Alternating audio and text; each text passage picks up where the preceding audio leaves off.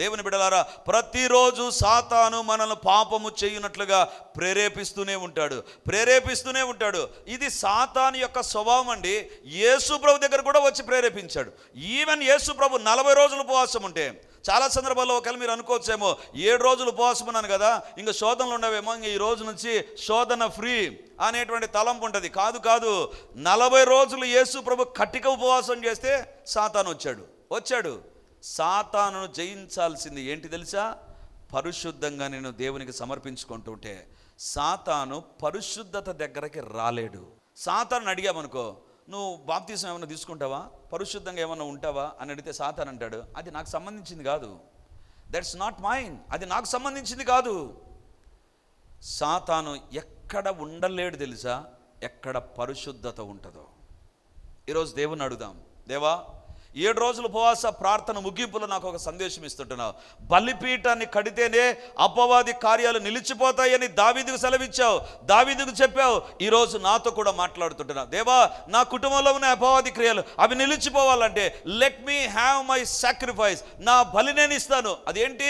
నన్ను నేను పరిశుద్ధంగా దేవునికి అనుకూలంగా సజీవ యాగముగా, దేవునికి అనుకూలమైనదిగా నా జీవితం ఉంటుంది, దేవునికి అనుకూలమైనదిగా ఉంటుంది.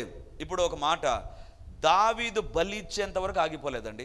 దావీదు గురించి దేవుడు ఏమన్నాడండి? దావీదు నా హృదయానుసారుడు, దావీదు పాటలను దేవుడు ఇష్టపడ్డాడు, దావీదు ఆ యొక్క సితారాను చమత్కారంగా వాయిస్తే సౌలు దగ్గర నుండి దురాత్మ పారిపోతుంది. ఎన్నో కార్యాలు జరిగాయి. కానీ సాతాను ఎందుకు దావీదు దగ్గరకు వచ్చాడు తెలుసా? వెరీ సింపుల్ రీజన్, దావీదు దేవునికి వ్యతిరేకమైన కార్యం చేశాడు. హృదయానుసారుడా? అబ్సల్యూట్లీ హృదయానుసారుడే. మొదటి కీర్తనలు అంటాడు, నేను దుష్టుల ఆలోచన చొప్పున నడవను, పాపుల మార్గాన్ని నిలవను, అపహాసకులు కూర్చుండు చోట నేను కూర్చోను, I will leave a holy life అని అనుకున్నాడు. కానీ తన జీవితంలో ఒక రోజు వచ్చింది, జనాభా లెక్కించే విషయంలో తప్పు చేస్తుండగానే తెగులు ప్రారంభమైంది. ఈరోజు దేవుడు మనతో మాట్లాడుతుంటున్నాడు. మన జీవితంలో ఏదో ఒక రోజు భక్తి జీవితం, పరిశుద్ధమైన జీవితంతో సాతాను ఎదుర్కోలేవు. ప్రతిరోజు పరిశుద్ధంగా మనం జీవించాలి, ప్రభుకి ఇష్టమైన వ్యక్తులుగా మనం జీవించాలి, ప్రభువును కోరుకున్నటువంటి వ్యక్తులుగా మనం ఉండాలి. ప్రభు ఎదుట మన శరీరాలను ఆయనకు సమర్పించాలి. ఒకవేళ ఒక మాట ఆలోచన చేద్దాం, నా కన్నుతో నేను చూడకూడనిది చేస్తున్నాను, ఏం చేయాలి? అప్పుడు నాకు చాలా తలంపులు వస్తున్నాయి, ఏం చేయాలి? చెడు తలంపులు వస్తుంటున్నాయి. నేను చర్చిలో బాగుంటాను, కానీ బయటికి వెళ్తుండగానే నాకు ఒక ప్రేరేపణ వస్తుంది, ఏం చేయాలి తెలుసా? నువ్వు చేయాల్సింది, ప్రభువా ఈ కన్నుతో నేను పాపం చేస్తున్నాను, it is not in my control, నేను చేయకూడదు అనుకుంటున్నా, నాకు వచ్చే తలంపులు, నేను చూసే చూపులు, నన్ను ప్రేరేపించే వ్యక్తులు, I cannot handle this lot, దేవా నా చేత కావడంలా, కాబట్టి నువ్వు నాకు సహాయం చేయమని దేవుని దగ్గర నీ కన్నును అప్పగిస్తావు. చూసావా? అది సజీవ యాగముగా నీ శరీరాన్ని దేవునికి సమర్పించడం. దేవా ఈ కన్నును నేను హ్యాండిల్ చేయలేను, ఈ కన్ను నా మాట వినడం లేదు, దేవా ఈ కన్నును ఆధీనంలోకి తీసుకో. దేవుని బిడ్డలారా, ఈరోజు దేవుడు మనతో మాట్లాడుతుంటున్నాడు, నీ చేత కాందేదో దేవుడు చేయగలడు. హల్లెలూయా. నీ చేత కాదు పాపాన్ని జయించడం, నా చేత కాదు పాపాన్ని జయించడం. కాబట్టి దేవుని అడగాలి, దేవా నన్ను పాపం నుంచి తప్పించు అని ప్రార్థన చేస్తున్నా, మంచిదే. నన్ను పాపం నుంచి విడిపించని ప్రార్థన చేస్తున్నా, మంచిదే. ఇది ఏ రకంగా ఉంటుందంటే మన జీవితాల్లో, ఒకవేళ నా కాలుకు దెబ్బ తగిలింది అనుకో, కాలుకు దెబ్బ తగిలితే డాక్టర్ నాకు మంచి ట్రీట్మెంట్ ఇవ్వు, మంచిగా మంచి మందులు రాసే, మంచి యాంటీబయాటిక్ రాసే, రేపు ఉదయానికల్లా ఎండిపోవాలి డాక్టర్ అన్నామనుకో, డాక్టర్ ఏమంటాడంటే, సరే నీ కాలుకుండేది ఏదో చూపి ఫస్ట్, నీ కాలు చూపి ఫస్ట్, దెబ్బ తగిలింది అంటున్నావు, అది ఎంత పెద్ద దెబ్బ, ఎక్కడ తగిలింది, దాని యొక్క సివియారిటీ ఎంత లోతుగా ఉంది, పస్సు ఉందా లేదా, ఎవ్రీథింగ్ డాక్టర్ చూసినప్పుడే సరి అయిన ప్రిస్క్రిప్షన్ ఇవ్వగలడు. డాక్టర్ చెప్పినట్టుగా చేస్తేనే త్వరగా బాగవుతుంది. ఇప్పుడు పాపాన్ని జయించడానికి లోకంలో ఏ డాక్టర్ లేడు, ఏ వ్యక్తి లేడు, ఒకటే ఒకరు, ప్రభువు మాత్రమే లోకంలో 33.5 సంవత్సరాలు జీవించి పాపాన్ని జయించాడు. ఆ ప్రభు దగ్గర నువ్వు అడగాలి, దేవా I'm unable to control my thoughts, నా యొక్క ఆలోచనలు విపరీతంగా మారిపోతుంటున్నాయి, దేవా ఈ తలంపులను నీవు కంట్రోల్ చేయగలవు, దేవా హ్యాండిల్ దిస్. దేవుని దగ్గర ప్రతిరోజు అడిగి చూడండి, అది ఏ శోధనైనా దేవుడు నీకు ఆ శోధన పైన జయమిస్తాడు. హల్లెలూయా, హల్లెలూయా. అడుగు వారికే దేవుడు ఇస్తాడు, ఆలోచన చేసేవారికి దేవుడు ఇవ్వడండి. బైబిల్లో వ్రాయబడింది, అడుగు వారికే దేవుడు ఇస్తాడు. ఎట్లా ఈ శోధన జయించడం? ఈ శోధన జయించాలంటే ఏం చేయాలి? నేను ఏం చేస్తే శోధన జయిస్తాను? ఏం చేయొద్దు, నువ్వు చేసేది చెయ్యి. అదేంటి? అడుగు, దేవా ఈ శోధన నాకు వస్తుంది ప్రభువా, సహాయం చేయి. దేవుని బిడలారా, పాత నిబంధనలో ఉండేటువంటి బలిపీఠం ఒక పొలములో, ఒక కళ్ళంలో దావీదు కట్టాడు. అర్నోను కళ్ళంలో దావీదు బలిపీఠాన్ని కట్టి బలి అర్పిస్తుండగానే తెగులు ఆగిపోయింది. బలిపీఠం ఎక్కడుంటుందో తెలుసా? పాత నిబంధనలో ఒకే ఒక స్థలంలో ఉంటుంది.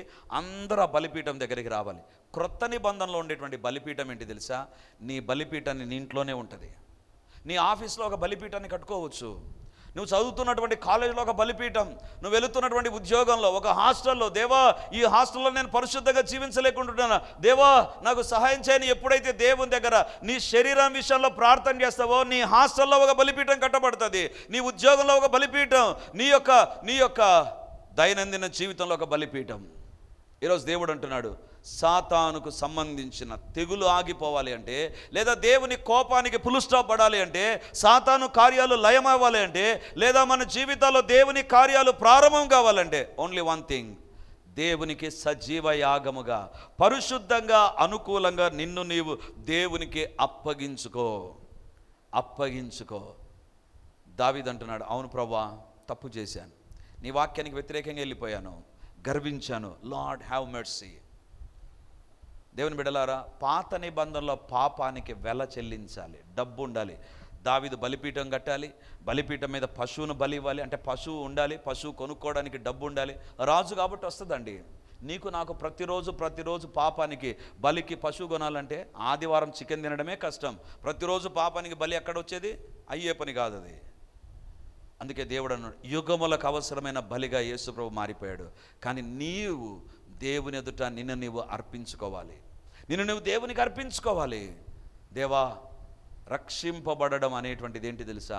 ప్రతిరోజు నిన్ను నువ్వు సజీవ యాగముగా, పరిశుద్ధముగా, అనుకూలమైనటువంటి జీవితముగా దేవునికి సమర్పించు. ప్రతిరోజు క్రైస్తవ జీవితంలో ఉండవలసిన లక్షణం ఏంటి తెలుసా? ఉదయం నుంచి సాయంత్రం వరకు ఏం జరిగిందో సాయంత్రం పడుకోకముందు ఒక్కసారి ఆలోచించు. దేవా, ఎక్కడైనా వ్యక్తిగతంగా కానీ, కుటుంబ పరంగా కానీ, ఉద్యోగంలో కానీ, వ్యాపారంలో కానీ, చదువుల్లో కానీ, ఆలోచనలో కానీ, ఖర్చు పెట్టడంలో కానీ, మాటల్లో కానీ తప్పు చేశానా? క్షమించు ప్రభువా. అలా నువ్వు క్షమించకుండా రెండవ రోజులకు వెళ్ళిపోయావంటే మొదటి రోజు యొక్క సాతాను ఎఫెక్ట్ ఇంకా పెరిగిపోతుంది.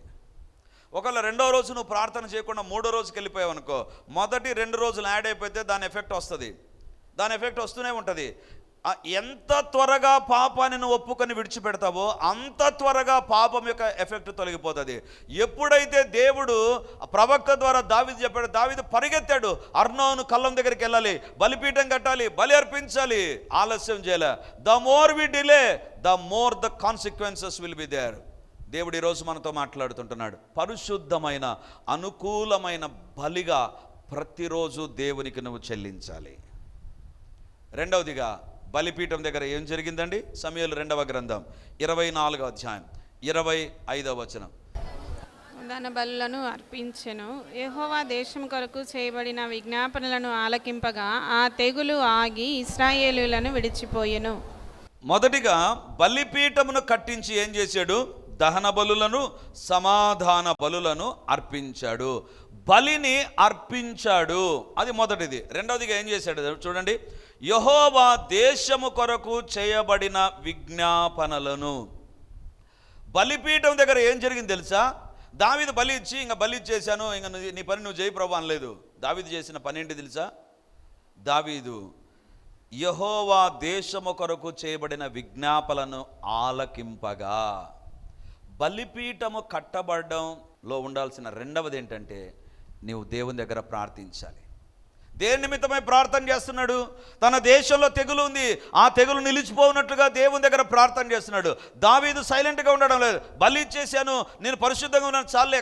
కాదు, your prayer should be continued. 7 రోజుల ప్రార్థనలో ఎంత ప్రార్థన జరిగిందో రేపటి నుంచి కూడా ప్రార్థన కంటిన్యూ కావాలి.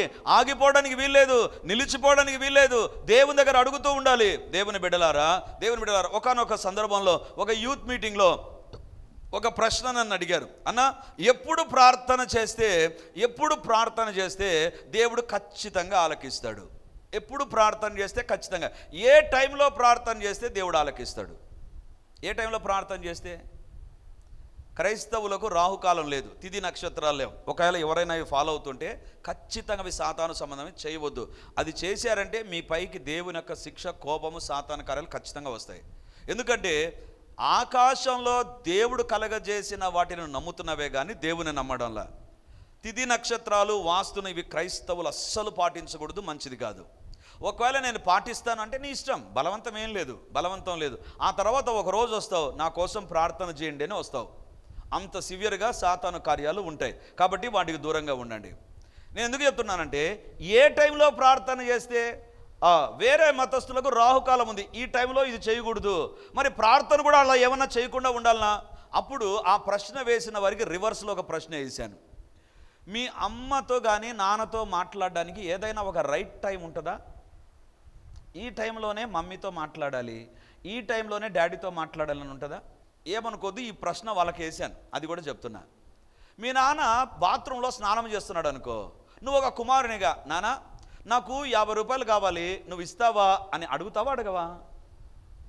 మా నాన్న బాత్రూంలో ఉన్నాడు, మా నాన్న బాగా స్నానం చేయని, స్నానం అయిపోయిన తర్వాత శుభ్రంగా బయటకు వచ్చిన తర్వాత గుమాయిస్తూ మా నాన్న బయటకు వచ్చిన తర్వాత 50 రూపాయలు అడుగుతాను అనుకుంటావా? తండ్రిగా కుమారునిగా నీకుండే బంధం ఏంటి తెలుసా? స్నానం చేస్తున్నప్పుడు కూడా వచ్చి అడుగుతారు కదా. ఎందుకు తెలుసా?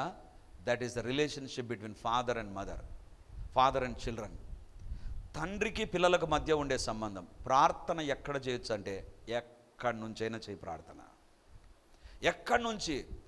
నేను ఎప్పుడు చెప్తున్నాను, లోకములో ఎవ్వరు చేయలేనటువంటి ఒక గలీజు స్థలంలో ఎవరు ప్రార్థన చేశారు? యోనా ప్రార్థన చేశారు.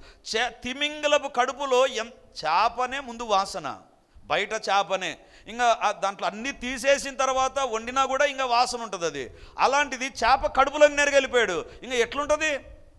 అక్కడి నుంచి ప్రార్థన చేశాడు యోనా దేవునికి. దేవుడు ఆ ప్రార్థన విన్నాడు. You can pray from anywhere, ఎక్కడి నుంచైనా నువ్వు ప్రార్థన చేయవచ్చు. అది ఉద్యోగంలోనైనా, సమయం ఖాళీగా ఉందా, కళ్ళు తెరుచుకొని ప్రభువా నాకు సహాయం చేయి, ప్రభువా నాకు సహాయం చేయి, కుటుంబంలో ఈ పరిస్థితి ఉంది ప్రభువా, ఈ పరిస్థితి కూడా వెళుతున్నాను ప్రభువా, సహాయం చేయి, సహాయం చేయి. ప్రార్థించే తల్లిగా, ప్రార్థించే తండ్రిగా నువ్వు ఉన్నప్పుడు నీ కుటుంబానికి వ్యతిరేకమైన తెగులు నిలిచిపోతుందంతే, ఇక తిరుగుండదు దానికి. కానీ మనం ఏం చేస్తాం తెలుసా?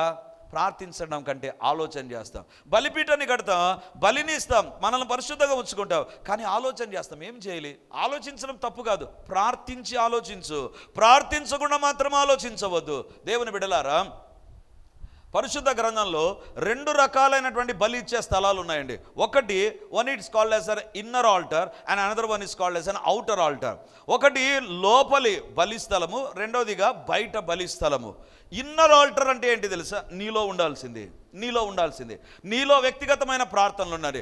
అవుటర్ ఆల్టర్ అంటే ఏంటి తెలుసా? నీ కుటుంబంతో, సంఘంతో కలిసి ప్రార్థనలు ఉండాలి. ఈ 2 ఉండాలి, ఈ 2 క్రైస్తవ జీవితంలో ఉండాలి. నీవు వ్యక్తిగతంగా ప్రార్థన చేసుకో, రెండవదిగా నీ కుటుంబంతో కలిసి ప్రార్థన చేయి, సంఘంతో కలిసి ప్రార్థన చేయి. ఈ 2 ప్రార్థనలు ఉండాలి. ఒకటి వ్యక్తిగతమైన ప్రార్థన, రెండవది కుటుంబంతో చేసే ప్రార్థన. నీ కుటుంబంలో కుటుంబ ప్రార్థనలు ఉండాలి. అప్పుడు సాతాను తెగులు ఆగిపోతుంది, సాతాను తెగులు ఆగిపోతుంది. నీవు ఇక్కడ ప్రార్థన చేసుకుని ఇంట్లోకి పోయి ఉదయం లేస్తున్న పేపర్ చదివి, ఆ తర్వాత టీవీ చూసి, వార్తలు చూసి, ఆ తర్వాత టిఫిన్ చేసి కొద్దిసేపు పడుకొని, మళ్ళీ కొద్దిసేపు షికార్కి వెళ్ళిపోయి, మళ్ళీ సెల్ ఫోన్లో చూసుకొని, మధ్యాహ్నం అయిన తర్వాత తిరిగి పండుకొని, మళ్ళీ సాయంత్రం అవుతున్న షికార్కి వెళ్ళిపోయి వచ్చావనుకో, సాతాను okay no problem, keep it up, నేను చేయాల్సింది చేస్తా. దేవుని బిడ్డలారా, ఈరోజు దేవుడు మనతో మాట్లాడుతుంటా. బలిపీఠమును కట్టి యెహోవా దేశము కొరకు చేయబడిన విజ్ఞాపనలను ఆలకింపగా.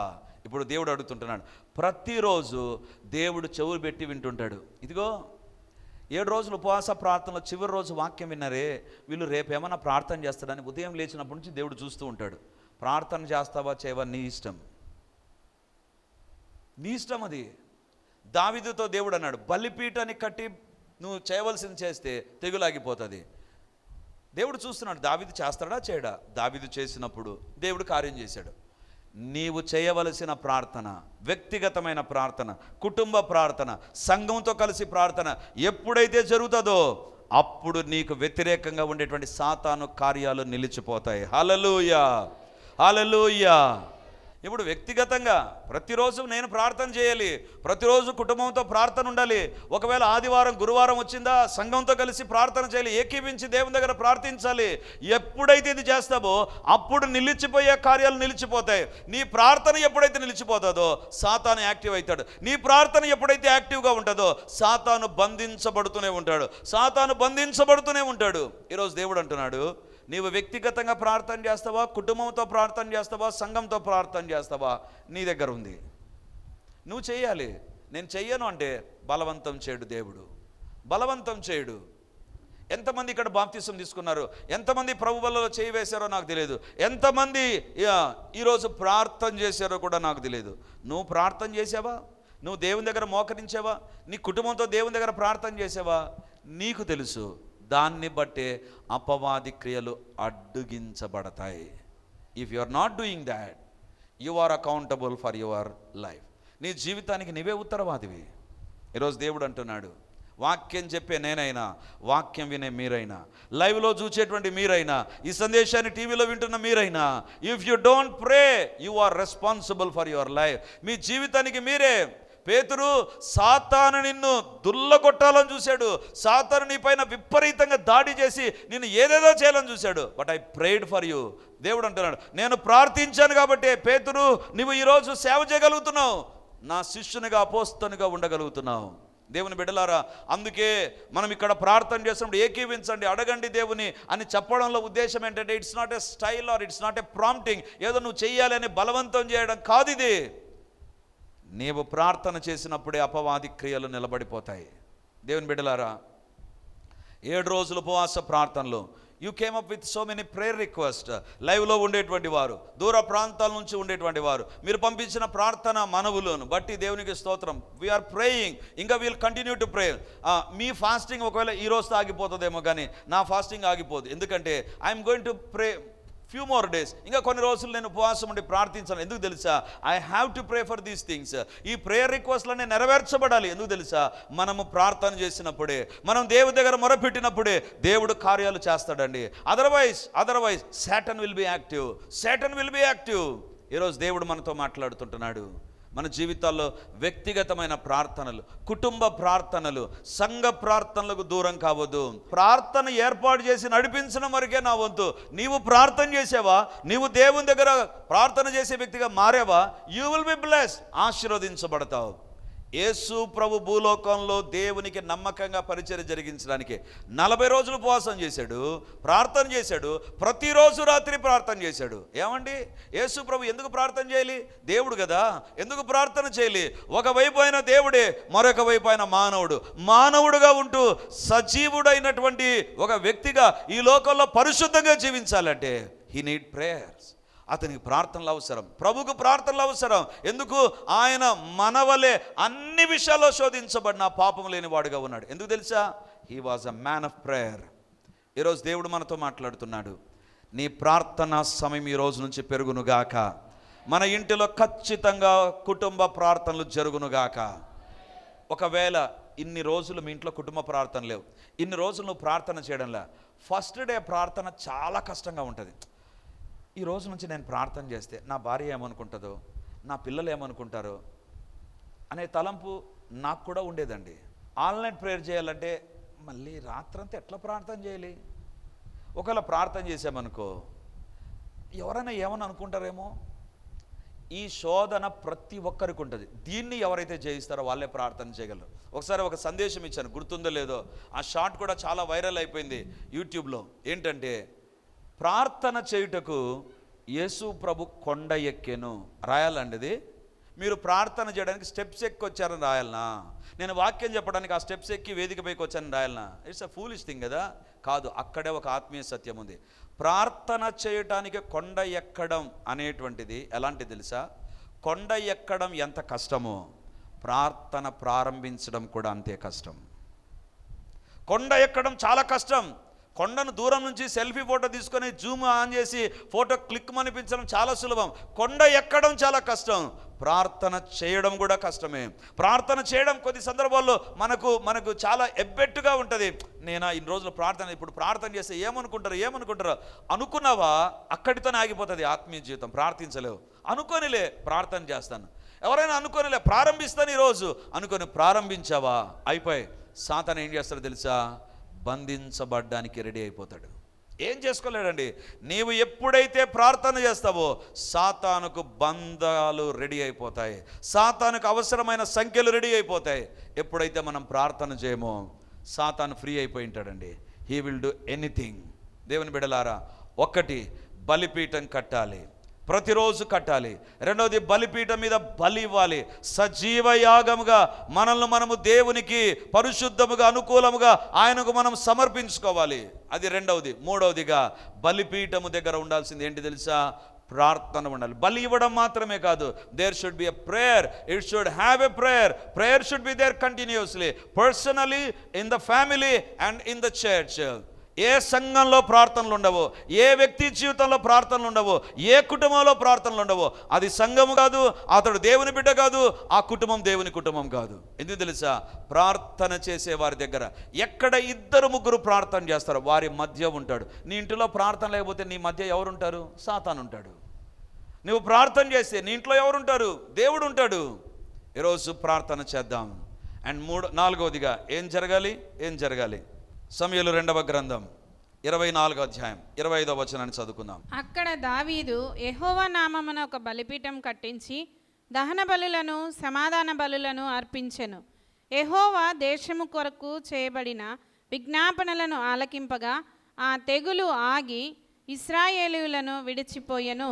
ఆ తెగులు ఆగి ఇశ్రాయేలీయులను విడిచిపోయెను. హల్లెలూయా. ఎప్పుడైతే బలిపీఠాన్ని కట్టాడో, బలిపీఠం మీద బలి ఇచ్చాడో, ప్రార్థన చేశాడో, బైబిల్లో వ్రాయబడింది తెగులు ఆగిపోయిందంట. తెగులు ప్రారంభించింది, తెగులు ఆగిపోయింది. దేవుని బిడ్డలారా, ప్రార్థన లేదా బలిపీఠపు అనుభవం అంటే ఏంటంటే, బలిపీఠం దగ్గర జరిగే కార్యం ఏంటంటే, భూలోకంలో ఒక కార్యం జరగడానికి పరలోకం అనేటువంటిది ఇంటర్ఫీర్ అవుతుంది. భూలోకంలో ఒక కార్యం జరగడానికి పరలోకంలో అంటే earthly life will be influenced by heavenly life. పరలోకంలో ఉండేటువంటి దేవుడు భూలోకంలో ఉండే కార్యాలపైన ప్రభావాన్ని చూపుతాడు. బలిపీఠం లేకపోతే నువ్వు ఒక్కనివే పోరాడుతూ ఉండాలి. దేవుని బిడ్డలారా, ఇంతకుముందు చెప్పినటువంటి వాక్య భాగాన్ని గుర్తు చేస్తాను, చూడాల్సిన పని లేదు, ఎందుకంటే we're running out of time.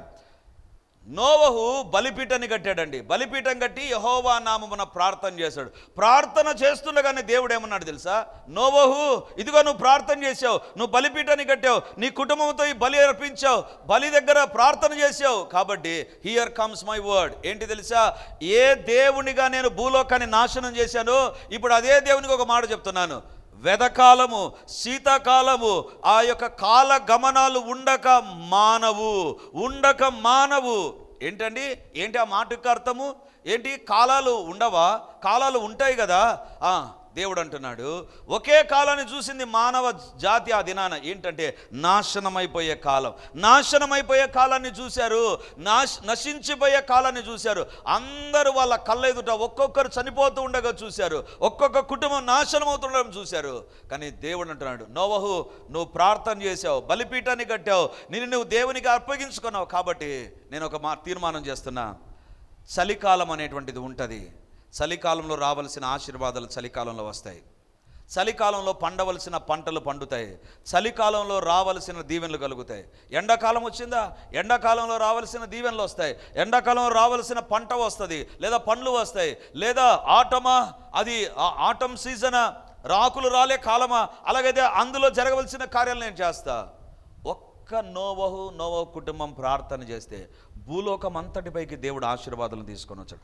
ఒక్క దావీదు ప్రార్థన చేస్తే దేశం పైన ఉండేటువంటి తెగులు నిలిచిపోయింది. నేను ప్రార్థన చేస్తే దేవుడు పరలోకం నుండి స్పందించడం ప్రారంభిస్తాడు. దేవుడు రెడీ అయిపోతాడు. ఓకే, బలిపీఠం కట్టాడు, బలిపీఠం మీద బలి అర్పించబడింది, ప్రార్థన జరిగింది, కాబట్టి ఇప్పుడు నేను యాక్షన్లోనికి రావాలి, నేను సీన్లోనికి రావాలి. ఏది వీరిని అడ్డుకుంటుందో, ఏది వీరి జీవితాల్లో కార్యాలు జరిగించకుండా అడ్డుపడుతుందో ఐఎమ్ గోయింగ్ టు హ్యాండిల్. ఈరోజు నీ జీవితంలో కేవలం సాతాను కార్యాలనే చూస్తూ ఉన్నావా? అలాగైతే దేవుడు ఈరోజు మాట్లాడుతున్నాడు. దేవుని యొక్క ఇంటర్ఫిరెన్స్ కలగాలి అంటే దేవుడు అంటున్నాడు, నీవు బలిపీఠాన్ని కట్టు, బలి అర్పించు, ప్రార్థించు. 7 రోజులు ఉపవాస ప్రార్థనతో నీ భక్తి జీవితాన్ని ఫుల్ స్టాప్ పెట్టావు అంటే నీకు అన్యులు కొంతమంది ఉంటారు చూసారా, వాళ్ళ డ్రెస్సు మారిపోయి కొన్ని రోజులు వాళ్ళు భక్తిగా జీవించే మళ్ళీ ఆ 40 రోజులు లేదా 50 రోజులు 60 రోజుల తర్వాత పిచ్చిగా లోకంలో జీవిస్తారు.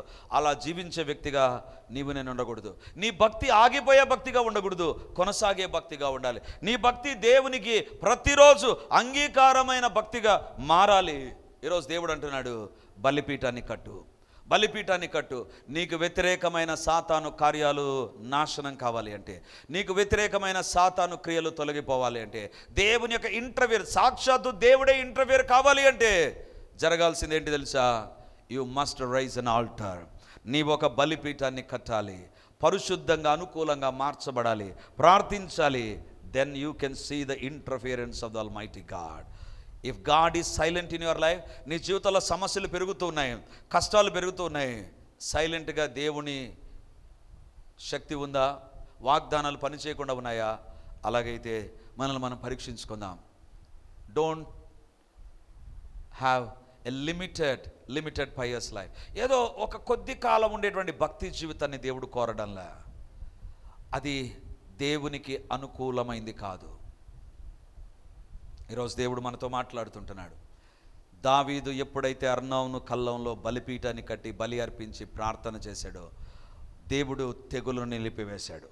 ఈరోజు దేవుడు అంటున్నాడు, ఆ తెగులు ఆ రోజు ఆగిపోయినట్లుగా నీ కుటుంబంలో సాతాను కార్యాలు, నీ శరీరంలో సాతాను కార్యాలు, నీ ఉద్యోగంలో, నీ వ్యాపారంలో, నీ యొక్క ఆత్మీయ జీవితంలో సాతాను కార్యాలు ఆగిపోవాలి అంటే ఈరోజు దేవుని దగ్గర అడుగుదాం. ప్రతిరోజు నా జీవితంలో బలిపీఠపు అనుభవం ఉండాలి, ప్రతిరోజు పరిశుద్ధంగా నేను మార్చబడాలి, ప్రతిరోజు నేను ప్రార్థించాలి, ప్రతిరోజు నీ కార్యాలను నేను చూడాలి. ఈరోజు దేవుడు మనతో మాట్లాడి ఉండగా దేవుని ఎదుట ప్రార్థన చేద్దాం. హల్లెలూయా, హల్లెలూయా, హల్లెలూయా. గొప్ప దేవానికి వందనాలు తండ్రి. మా జీవితాల్లో వాక్యం అనే అద్దాన్ని మా ఎదుట నిలబెట్టి మేము ఎలాంటి వారమో ఈరోజు మాకు చూపించావు ప్రభువా. దేవా, మేము ఎందుకు సాతాను దాడికి గురవుతున్నామో, సాతాను కార్యాలు జరుగుతున్నాయో, ఆయా వ్యక్తులు, శక్తులు తండ్రి, సాతాను కార్యాలు మా ఇళ్లలో, మా శరీరాల్లో, తన ఉద్యోగాల్లో, వ్యాపారాల్లో, పొలాల్లో తండ్రి జరుగుతున్నాయో ఈరోజు మేము తెలుసుకున్నాం ప్రభువా. ఈ రోజు నుంచి మా బలిపీఠమును మేము కట్టుదుముగాక. ప్రతిరోజు మా బలిపీఠములో మేము కట్టుదుముగాక. దేవా, ప్రతిరోజు పరిశుద్ధతలోనికి మేము వెలుదుముగాక. తండ్రి, మా అవయవాల్లో పరిశుద్ధత, మా జీవితంలో పరిశుద్ధత, మా తలంపుల్లో పరిశుద్ధత, మా యొక్క ఉద్యోగాలు, వ్యాపారాల్లో పరిశుద్ధత యేసు నామమందు ఉండునుగాక. తండ్రి, ఇన్ని రోజులు మా యొక్క వ్యర్థమైన జీవితాన్ని మీ సిలువ రక్తమే కడుగునుగాక. ఇది మొదలుకొని ప్రతిరోజు ఒక బలిపీఠం మా ఎదుట ప్రారంభమగునుగాక. ప్రతిరోజు ప్రార్థనలు మా వ్యక్తిగతంగాను కుటుంబ పరంగాను ఉండునుగాక. ప్రతి ఆదివారం, గురువారాల్లో మేము సంఘ ప్రార్థనలో ప్రార్థించునుగాక. తండ్రి, ఉపవాస ప్రార్థనలోనే కాదు నైనా తండ్రి, సంపూర్ణ రాత్రి ప్రార్థనలోనైనా, ఉదయకాలం జూమ్ ప్రేయర్స్ లోనైనా, wherever there is a prayer, దేవా మేము ప్రార్థనలో గడుపుదుముగాక. దేవా, మీరే మాకు సహాయం చేయండి. మా జీవితాలు మీకు అంగీకారముగా మార్చబడునుగాక. ప్రార్థించాలి అనే తృష్ణ, కోరిక, భారము యేసు నామమందు మాలో అత్యధికమవుతూనే ఉండునుగాక. సమయం దొరికినప్పుడల్లా పేతురులాగా, సమయం దొరికినప్పుడల్లా తన ఆది అపోస్తలులు ప్రార్థించినట్టుగా మేము ప్రార్థించుదుముగాక. దేవా, ఈ వాక్యం మా హృదయ తలపులలో పదన్ని పలకల పైన లిఖించండి నాయన. మమ్మల్ని ఎల్లప్పుడూ ప్రేరేపించే వాక్యముగా, సంధించే వాక్యముగా మీరు ఉంచి మహిమను పొందుమని యేసయ్య మహిమ కలిగినటువంటి నామమందు ప్రార్థించి అడిగి పొంది ఉంటున్నాము తండ్రి. ఆమేన్. Praise the lord. యేసుక్రీస్తు పరిశుద్ధ నామమందు ఈ యొక్క విమోచన గడి అనే టీవీ కార్యక్రమాన్ని వీక్షిస్తున్నటువంటి దేవుని బిడ్డలారా, మీ ఒక్కొక్కరికి నా హృదయపూర్వకమైనటువంటి వందనాలు, శుభములు, ప్రార్థనలు తెలియజేస్తున్నాను. దేవుని యొక్క ఉచితమైన కృపను బట్టి ప్రతి ఆదివారం ఉదయం 9:30 గంటలకు మొదటి ఆరాధన రెడీమర్ చర్చ్లో జరుగుతూ ఉంది. వందలాది మంది ప్రజలు హాజరై దేవుని దీవెనలు పొందుతుంటున్నారు. మీరు కడప చుట్టూ ఉండేటువంటి గ్రామాల్లో ఉండేటువంటి వారైతే, సమీపాన ఉండేటువంటి వారైతే ఆదివారం ఆరాధనకు తప్పకుండా హాజరై దేవుని దీవెనలు మీరు పొందాలని కోరుతుంటున్నాను. మీకోసం ప్రత్యేకంగా దేవుని యొక్క సందేశం, ప్రత్యేకమైన ప్రార్థనలు, వ్యక్తిగతంగా మిమ్మల్ని కలుసుకొని మీ గురించిన విషయాలు తెలుసుకొని ప్రార్థించాలని మేము సిద్ధంగా ఉన్నాం. కాబట్టి ఈ యొక్క రెడీమర్ చర్చ్ కడప నడిబొడ్డున ఉండేటువంటి కోట్రేడి సర్కిల్ దగ్గర నారాయణ కాలేజ్ ఎదురుగా ఉండేటువంటి ఇంతకు ముందు ఉన్నటువంటి స్టార్ థియేటర్లో ఇప్పుడు జరుగుతూ ఉంది.